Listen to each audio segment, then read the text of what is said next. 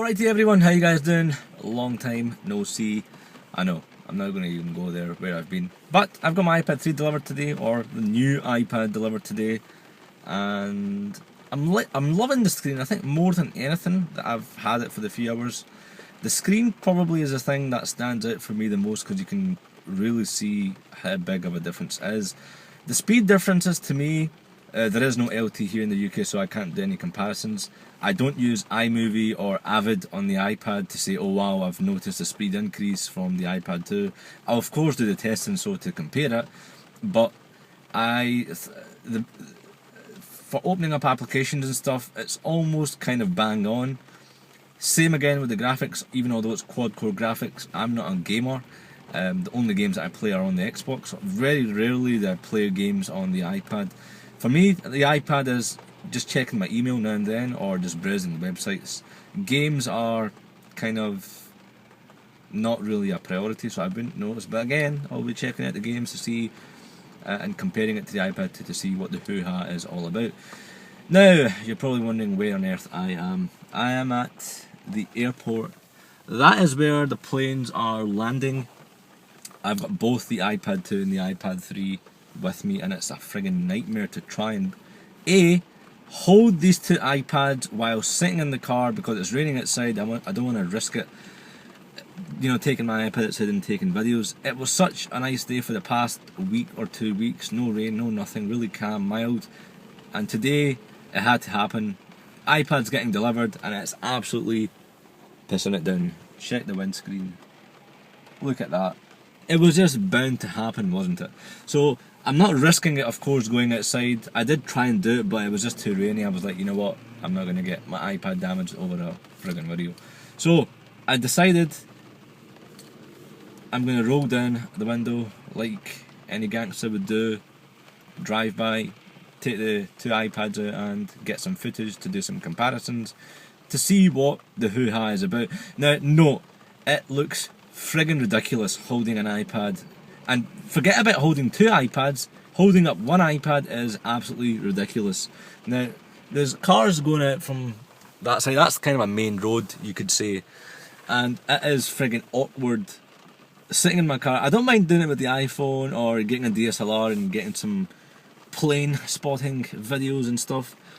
But holding up two 9.7 inch screens, shaking while you're doing it because you don't, obviously because it's so big, the iPad, you don't want to drop it. And the video's shaking, that's making me even more nervous. And I think it's about the 5th or 6th attempt where a landing has taken place, and I've just totally messed it up. So it's just not going too well, and I better hurry up because now it's been such a long gap in between the landing, it's kind of getting dark outside as well, so I really did want to come down and get some footage while they were still light.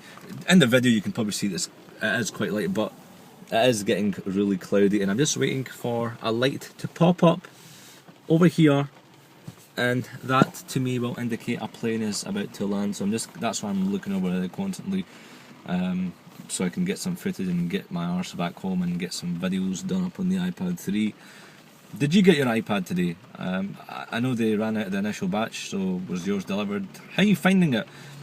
The one thing that I noticed straight out of the box, and I did tweet it out as soon as I said it, or when I held the iPad 3 or the new iPad, it's heavy. It's heavy when you come from the iPad 2, but I think the screen resolution kind of makes up for it. You're like, alright, okay, I'll give Apple that one, even although they always boast about how thin and light stuff is. The screen resolution is gorgeous. So I'm going to pause the video here, try and get some footage. Oh, there's a plane coming. There's a plane coming! Ooh! So sorry about that. I'm quite happy because now I have got the footage recorded, and look at the state of my car. Look at the state of my poor Saab. All this rainy water, but I'm about to roll because I got the footage finally. I've been here for the past hour and a half and something or another has gone wrong with the iPad. Either the iPad's about to fall when I'm recording the friggin' thing, or the plane is coming so low that I've just been so late in setting it up. It might sound easy, it's easier to do on like an iPod Touch or an iPhone because the thing is so small and you can easily hold it, but it's just a friggin' nightmare holding two iPads and it looks absolutely ridiculous. I'm actually ashamed, embarrassed, I'll be honest, holding up an iPad to take pictures. And maybe down the line it's going to become the norms, like, you know, people not using digital cameras or SLRs or mobile phones and using iPads. Maybe that's going to be the cool thing for the next few years, but that was just ridiculous. Anyways, the video on the main channel should be up tonight, or when you're watching this video it's probably already up. But let me know what you think about the iPad 3. Do you think it's a worthy buy? Is it something that you're going to be getting? Are you just waiting for the reviews to come out and get it? I think all in all, if you've never had a tablet and you really want to get into the market, get the iPad 3. It is really good. I think the one really killer deal for me is, again, I've just said this before, resolution. It's going to make web surfing, emails, the whole lot a much more enjoyable experience. I would rather pay the £100 over the iPad 2 to get it.